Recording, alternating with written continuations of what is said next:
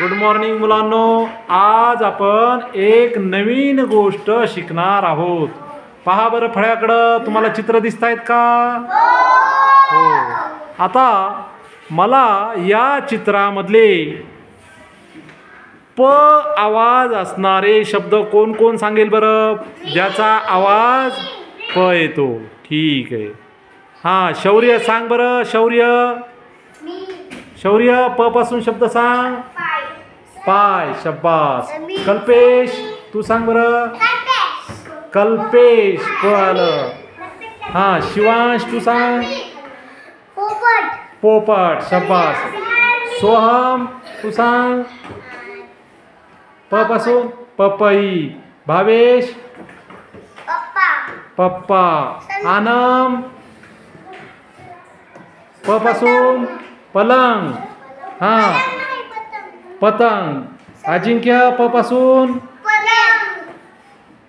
काय काय पेन. साई प पासून पोपट. शब्बास. हां, करण पेन्सिल. अजून बबलू प पासून पतंग. शब्बास. हां, अजून कुणाला सांगायचंय का? हां, आदित्य.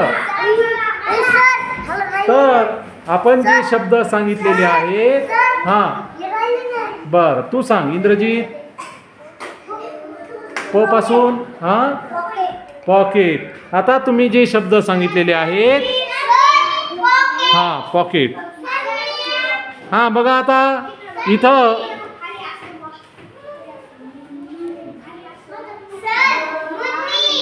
हां पाकिट. इथं मी जे शब्द दाखवलेले आहेत, तुम्ही जे शब्द प पासून सांगितलेले आहेत, पप्पा, पतंग, पपई, पाय, कल्पेश, पेन्सिल, पेन, पोपट, पप्पू आणि पाकिट, हे शब्द सांगितलेले आहेत. आता या सर्व शब्दामध्ये जो सारखा आवाज आहे तो आहे प. काय आहे? प. आता जो प आहे मी इथं लिहून दाखवत आहे. पहिल्यांदा उभी रेष मारायची, आडवी रेष मारायची आणि पुन्हा उभी रेष मारायची आणि शेवटी त्याच्यावर एक रेष मारायची आहे. पहा प कसं काढायचं, इकडं लक्ष द्या. अशी एक रेष मारायची, अशी एक रेष मारायची आणि उभी एक रेष मारायची आहे आणि शेवटी त्याच्या डोक्यावर एक रेष मारायची आहे. हे झालं आपलं प. तर आता मी ज्याला म्हणेल त्यानं यायचं आहे आणि एक शब्द वाचून दाखवायचा आहे. चल. हां, 2 शब्द. चला सोहम चल, छडी घे, पॉइंटर. आणि एक शब्द प पासूनचा वाचून दाखव. पतंग.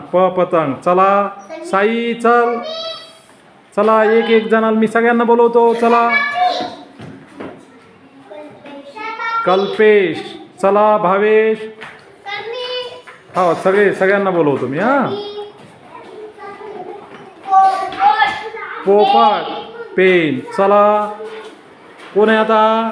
हां, आदिराज चल.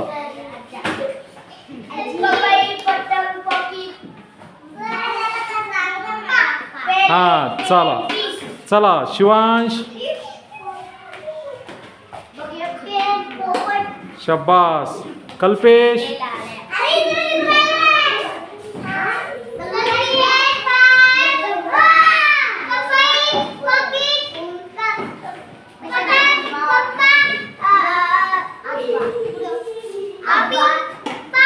हां, तर अशा प्रकारे आपण प कसं काढायचं बघितलेलं आहे.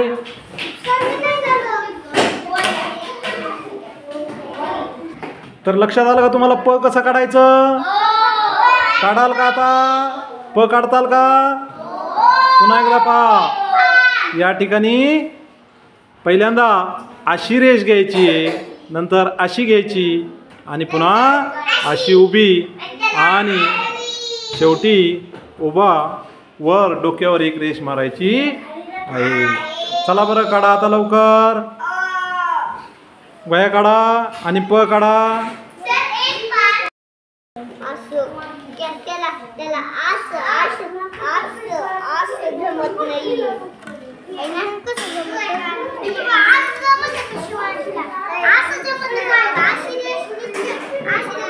यानंतर विद्यार्थ्यांनी गटागटात बसून प हे अक्षर लेखनाचा सराव केला. विद्यार्थ्यांना या गोष्टी खूप आवडतात. एखाद्या अक्षराचे विविध शब्द देऊन त्यानंतर ते अक्षर काढायला लावल्यास मुलांना खूप आनंद होतो व ते मनातून आनंदाने ते अक्षर शिकतात. पहा, तुम्हाला या चित्रामध्ये मुलांनी काढलेले प हे अक्षर दिसत असेल. अशा प्रकारे आपण ज्ञानरचनावादी आनंददायी अध्यापन करू शकतो.